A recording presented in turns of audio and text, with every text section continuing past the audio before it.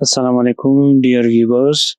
Today we will discuss the special technique used for the detection and diagnosis of the infectious agents. लेकिन आज का जो topic है वो related to the special technique जिसके through हम इन्फेक्शियस एजेंट को आइडेंटिफाई कर रहे हैं कि अगर किसी को यूटीआई है, किसी को निमोनिया है, जो भी इन्फेक्शियस डिजीज़ है, तो उन इन्फेक्शियस डिजीज़ को कौन कौन से ऐसे मेथड्स हैं कि उसके थ्रू हम उसको डायग्नोस कर सकते हैं स्पेशल टेक्निक।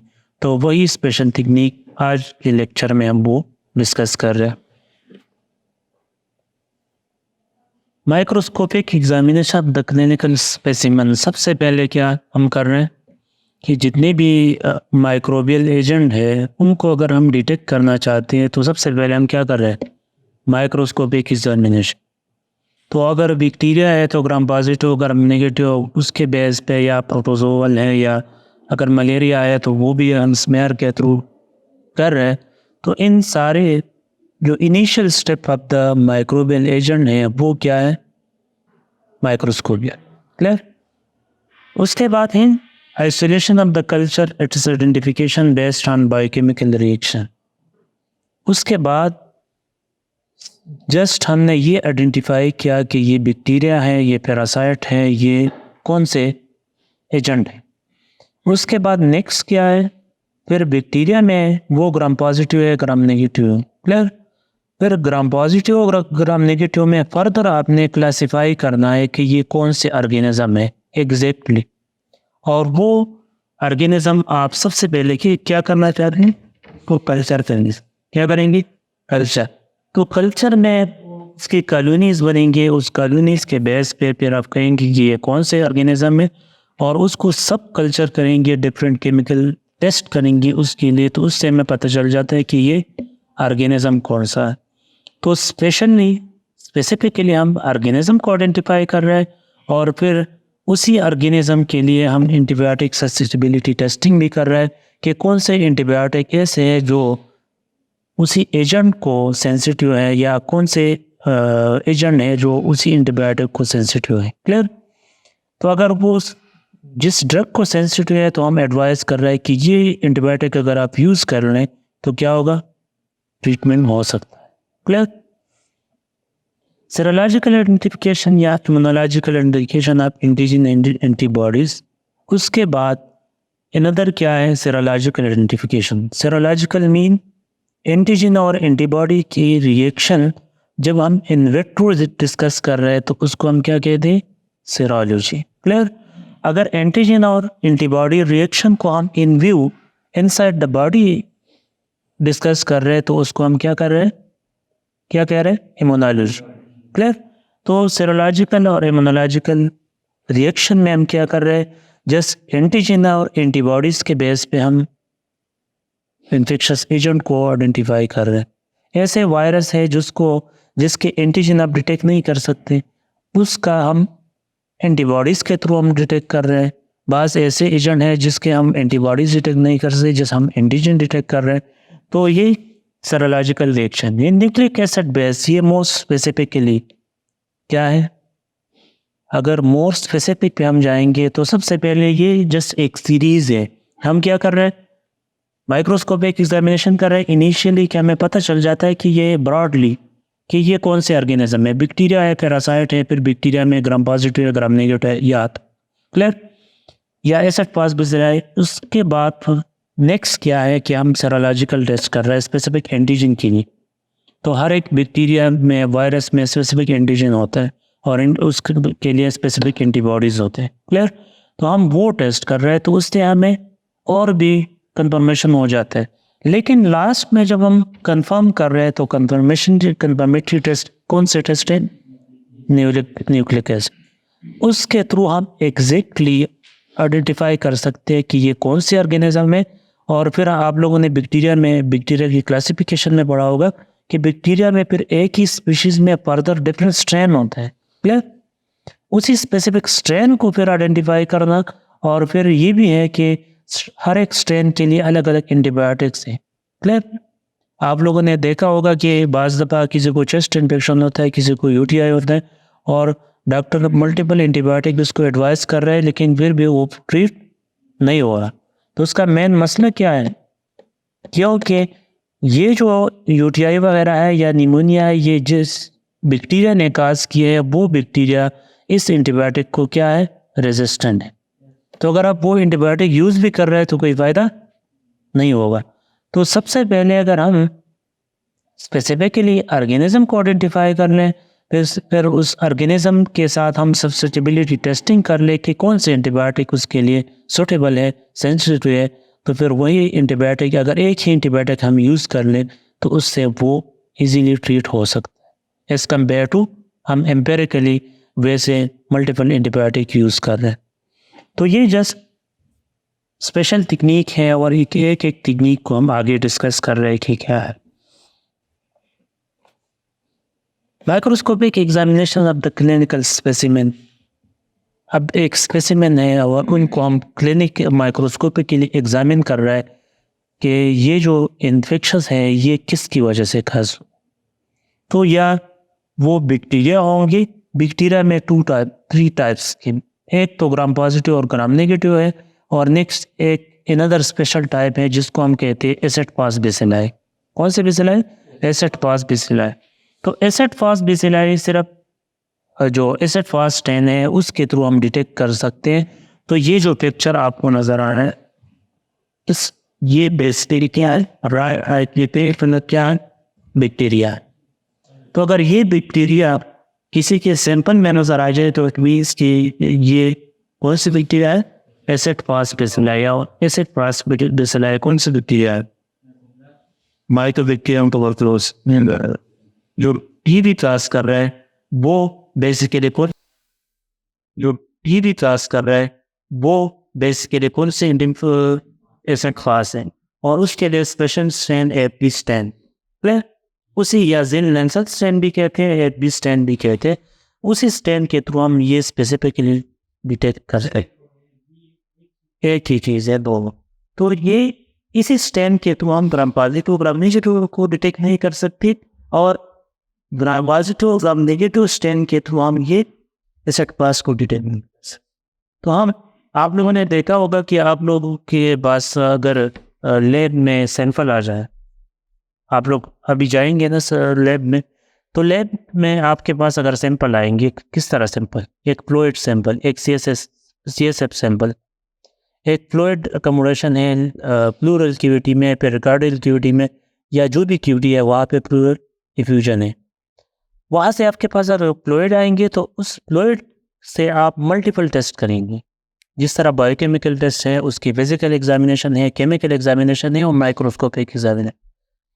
तो फिजिकल भी आप देखेंगे कि उसके कलर कितना है, उसका वॉल्यूम कितना था, ये सब कुछ आप टर्बिडिटी वगैरह वो भी आप कर लेंगे। उसके बाद केमिकल टेस्ट है, लास्ट में क्या है, माइक्रोस्कोपिक। तो माइक्रोस्कोपिक में आप देखेंगे कि इसमें बैक्टीरिया है कि नहीं। तो उसके लिए ये रिकमेंडेड है कि आप क्या कर रहे हैं, ग्राम स्टेनिंग कर रहे हैं, एपी स्टेनिंग कर रहे हैं। तो अगर ये दोनों नेगेटिव है तो फिर आगे आपने परफॉर्म नहीं करना।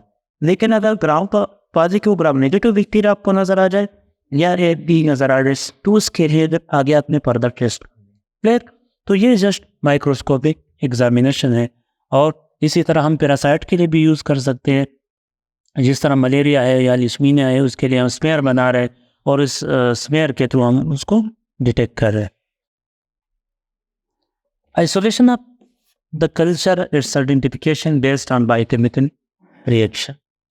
उसके बाद अगर सपोज वही सैंपल में हमारे पास क्या आ जाए, बैक्टीरिया नज़र आ जाए, हमें स्मेयर में बैक्टीरिया नज़र आ जाए कि ग्राम पॉजिटिव या ग्राम नेगेटिव बैक्टीरिया प्रेजेंट है, उसी सैंपल्स के नेक्स्ट हम क्या कर रहे हैं, उसको कल्चर कर रहे हैं। क्या कर रहे हैं, 24 आवर के लिए हम कल्चर कर रहे हैं। 24 आवर के बाद हमें कॉलोनी नज़र आएंगी। अगर उसमें वो बैक्टीरिया इतने अमाउंट में होंगे तो क्या होगा, ग्रोथ होगा। उस ग्रोथ को हम देखेंगे कि ये ग्रोथ प्रॉपरली हो चुके हैं। उस कॉलोनीज किस तरह है, कलर के बेस पे, उसकी मोटिलिटी के बेस पे हम भी हमें पता चल जाता है कि ये कौन सी स्पीशीज़ का है। लेकिन एग्जैक्टली उससे आपको पता नहीं चलता कि ये कौन से। उसके बाद फिर डिफरेंट बायोकेमिकल टेस्ट क्या है, ये डिफरेंट मीडियाज, उसके थ्रू हम क्या कर रहे हैं, ये बायोकेमिकल टेस्ट हम परफॉर्म कर रहे हैं, तो उस बायोकेमिकल टेस्ट की वजह से हमें पता चल जाता है कि ये कौन से बैक्टीरिया है।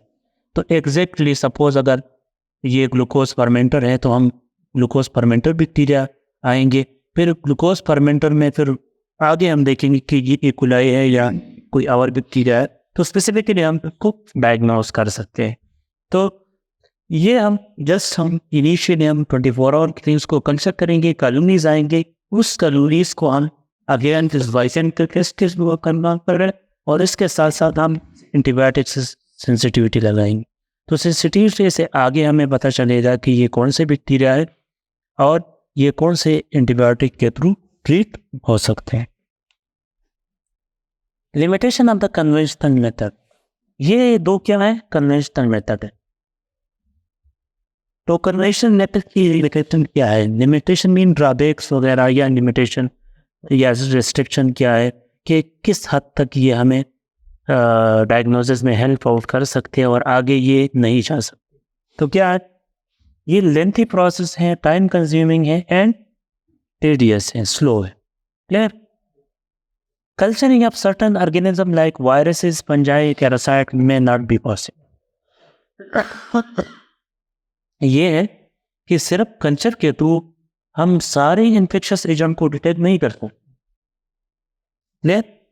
माइक्रोस्कोपी के थ्रू हम सारे इन्फेक्शस एजेंट को डिटेक्ट नहीं कर सकते। उसके क्या है, ये लिमिटेशन है।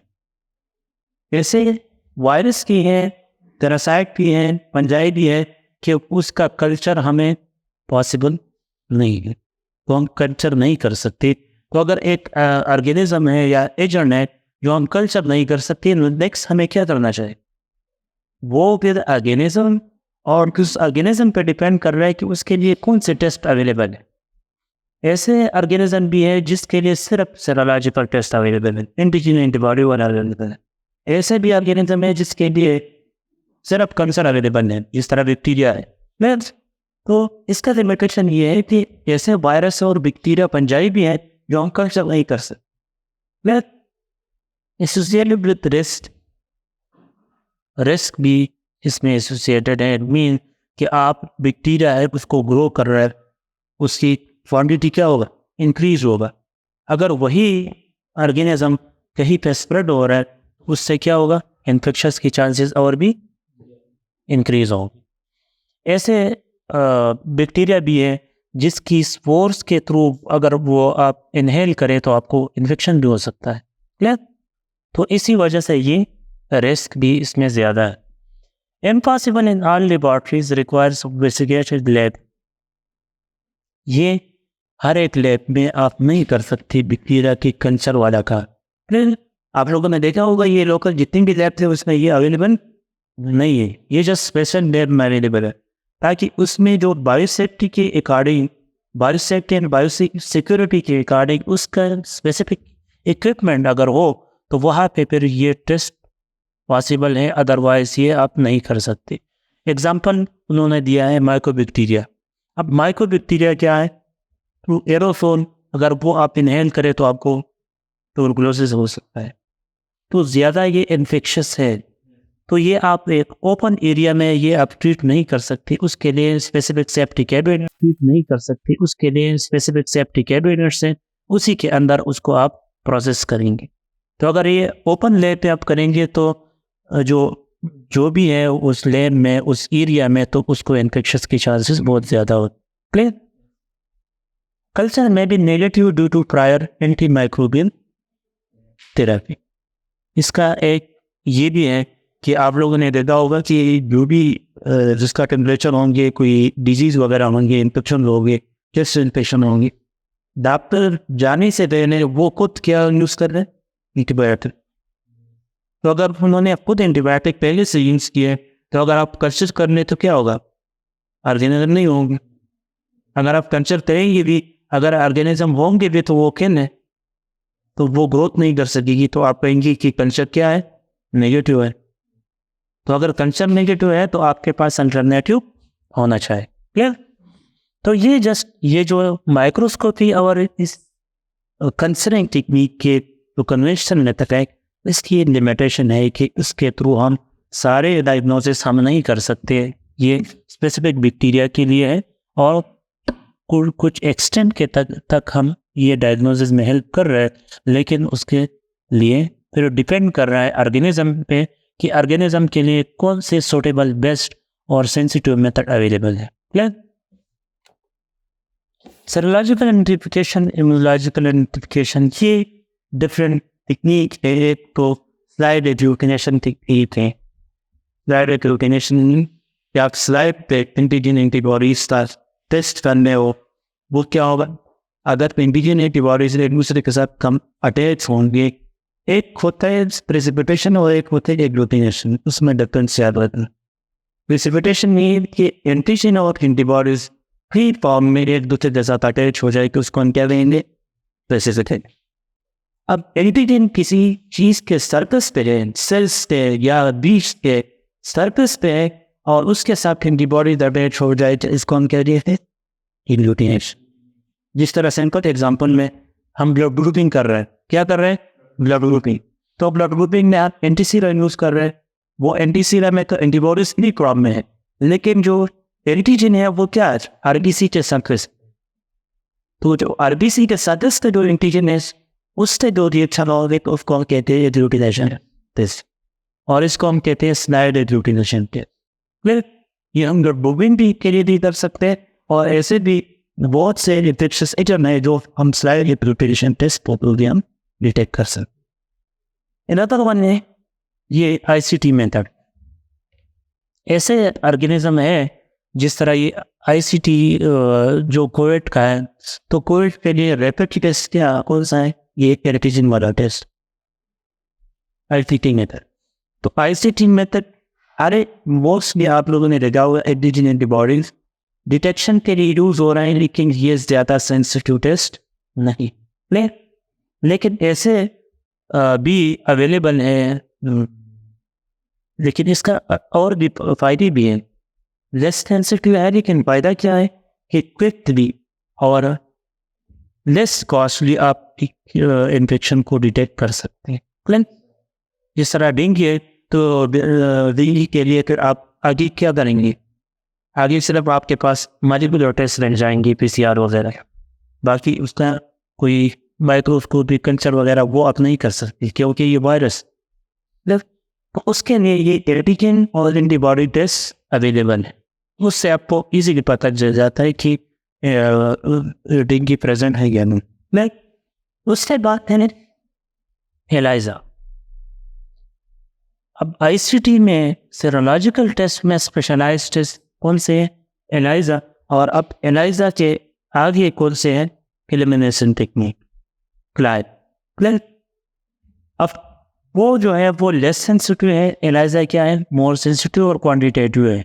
क्या है? क्वांटिटेटिव। आपको क्वांटिटी भी बता रहा है कि एंटीजन की क्वांटिटी क्या है, एंटीबॉडीज की क्वांटिटी कितना अमाउंट में है। लेकिन अब इस एलाइजा को उन्होंने मॉडिफाई किया है। एलाइजा मीन एंजाइम लिंक इम्यूनोफॉर्मेट, ऐसे मीन कि इसके साथ एंजाइम लिंक होगा। एंजाइम क्या करेंगे? सब्सट्रेट ब्रेक करेंगे, कलर चेंजेस होगा, कलर चेंजेस से हमें पता चलेगा कि ये प्रेजेंट है या एब्सेंट है। लेकिन अब क्या है? इलिमिनेशन टेक्निक है, एंजाइम उन्होंने रिप्लेस किया है इसके तो फ्लोरेसेंस मॉलिक्यूल्स लाइट। अब वही सेम टेक्निक है, एंटीजन एंटीबॉडी टेक्निक है, लेकिन एलाइजा में उसके साथ क्या है? एंजाइम, और लायन में इसके साथ क्या है? केवल फ्लोरेसेंस टेक्निक है या फ्लोरेसेंस उसके साथ अटैच हो। उस फ्लोरेसेंस से हमें पता चलेगा कि ये प्रेजेंट है या एब्सेंट है।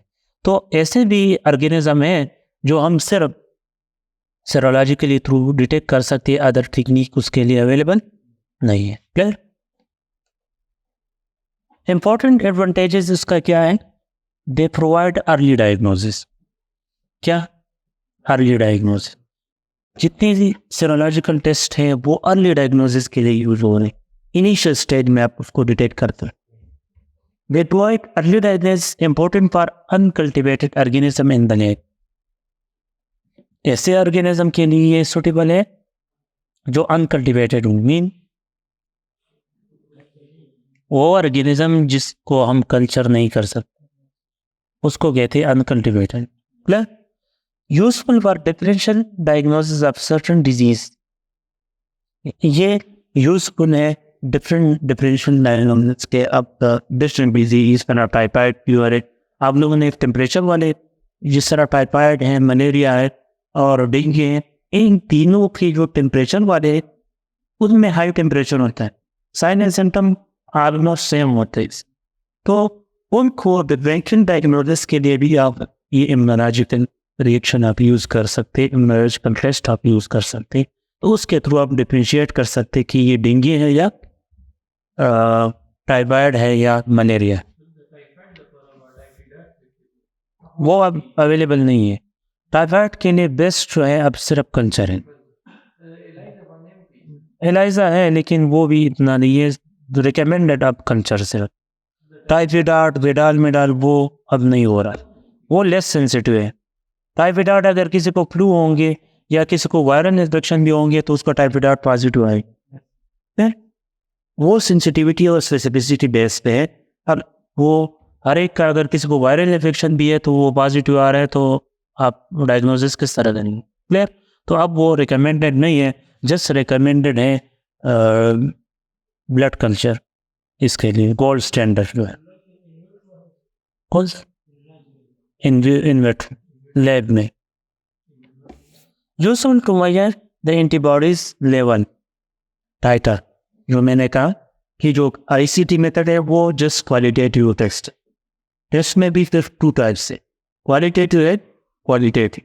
क्वालिटेटिव मीन्स कि जस्ट वो आपको प्रेजेंस और एब्सेंस शो कर रहा है, मीन्स कि वो प्रेजेंट है या एब्सेंट है, पॉजिटिव है या नेगेटिव है। लेकिन जो क्वांटिटेटिव टेस्ट है वो आपको क्वांटिटी बता रहा है कि क्वांटिटी उसका ज़्यादा है या कम है। और इसमें एक दरमियान में एक है सेमी क्वांटिटेटिव। सेमी क्वांटिटेटिव जो पार्शल है वो आपको क्वांटिटी रिप्रेजेंट कर रहा है लेकिन एग्जैक्टली आपको क्वांटिटी नहीं दे रहा है, इसको हम सेमी क्वांटिटेटिव का टेस्ट कहते हैं। तो सेमी क्वांटिटेटिव का एग्जांपल कोई आप जो भी लैब में जितनी भी जो रिजल्ट हैं वो आप लोग 1 + 2 + 3 में दे रहे हैं, उसको क्या कहते हैं? Semi quantitative. क्लियर? और जो क्वांटिटेटिव है वो एग्जैक्ट नंबर आप देंगे और जो क्वालिटेटिव है वो जस्ट आप पॉजिटिव और नेगेटिव देंगे। क्लियर? न्यूक्लिक एसिड बेस्ड या मॉलिक्यूलर बायोलॉजी टेक्निक, ये जो टेक्निक है ये सबसे लास्ट में हर एक डिजीज़ के लिए, हर एक इन्फेक्शन एजेंट के लिए ये क्या है? बिल्कुल स्पेसिफिक है लास्ट में। तो nucleic acid test it involve the study of relevant DNA sequence by nucleic acid technique. The most common method क्या है? Polymerase chain reaction, PCR and genetic probes, DNA RNA probes. उसके through आप specifically एक gene को भी detect कर सकते हैं, ऑर्गेनिज्म को भी डिटेक्ट कर सकते हैं। तो ये मोर स्पेसिफिक है। और जितनी भी अगर किसी के सेरोलॉजिकल टेस्ट अवेलेबल नहीं है तो वो भी हम इस जेनेटिक टेस्ट के थ्रू डिटेक्ट कर सकते हैं, न्यूक्लिक एसिड बेस्ड टेस्ट के थ्रू हम उसको डिटेक्ट कर सकते हैं।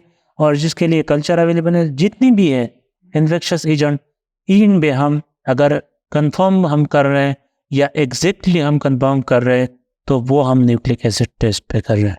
वो पीसीआर होगा या अदर डिफरेंट मॉलिक्यूलर टेक्निक्स है उसके थ्रू हम कर रहे हैं। Special technique identifying infectious agent, ये एक टेबल है, उस टेबल के थ्रू आप लोगों को समरी है कि उसमें कौन कौन से ऐसे ऑर्गेनिज्म हैं और उसके लिए स्पेशलाइज कौन सी टेक्निक हम यूज़ करें। क्लियर? वो सबसे पहले क्या है? ग्राम स्टैनिंग है। ये हम किसके लिए यूज़ कर रहे हैं? मोस्ट ऑफ द बैक्टीरिया के लिए। क्लियर? वो एक्सेप्शन सिर्फ एसिड फास्ट है, बाकी सब के लिए हम ग्राम स्टैनिंग यूज़ कर रहे हैं। Acid fast stain, mycobacteria and Nocardia, इन दो स्पीशीज़ के लिए हम ये यूज़ कर रहे हैं। सिल्वर स्टैन हम पंजाई, लिगुनीला एंड नेमोसिस्ट के लिए हम यूज़ कर रहे हैं। दोनों सेम है, दोनों एक ही चीज़ के दो नए नेम हैं। पीरियडिक एसिड शेफ स्टैन है, ये एक अनदर स्पेशलाइज्ड स्टैन है, वो पंजाई, अमीबा, म्यूसिन या क्रिप्टोकोकाई उसके लिए ये स्पेशलाइज्ड स्टैनिंग है, उसके थ्रू हम ये डिटेक्ट कर सकते हैं। जेम्सा है, जेम्सा हम लिशमीना एंड प्लाज्मोडियम मलेरिया के लिए हम जेम्सा स्ट्रेन यूज़ कर रहे हैं। एंटीबॉडीज़ ऑल क्लासेस जितनी भी ऑर्गेनिज्म है तो उसके लिए हम ये टेस्ट यूज़ कर रहे हैं, लेकिन किसी के लिए सेंसिटिव है, किसी के लिए वो सेंसिटिव नहीं है, लेकिन अवेलेबल सबके लिए। Clear? Culture all classes of the bacteria, लेकिन ये जस्ट ओवरऑल बात कर रहा है कि उसके लिए अवेलेबल है, लेकिन लिमिटेशन उसका क्या है कि वो हम नॉर्मल लैब में कर नहीं सकते। और डीएनए प्रोब्स ये तो हम सबके लिए कर रहे हैं, वो तो वायरस है, पैरासाइट है या जो भी है, तो उसके लिए डीएनए सबसे स्पेसिफिक टेस्ट है।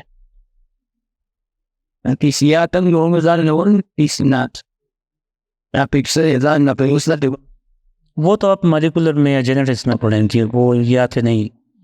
यहाँ पे ये जो ओवरऑल जितनी भी ये मॉलिक्यूलर, ये मैंने आप लोगों को पहले भी बताया कि ये एक ही लेक्चर में हमने होल एमएलटी आप कवर की है कि कितने कौन कौन सी टेक्निक है और कौन कौन से हम यूज़ कर रहे हैं। ये जनरलाइज है, जनरल पेथो में ये जनरलाइज है। स्पेसिफिकली ये आप लोगों के आगे जितनी भी सब्जेक्ट है, कहीं भी बैक्टीरियोलॉजी है तो उसमें आपको सारी, आप डायग्नोस्टिक बैक्टीरियोलॉजी अभी है तो उसमें आप लोगों को सारे क्या आएंगे, बैक्टीरिया रिलेटेड कल्चर वगैरह सब कुछ।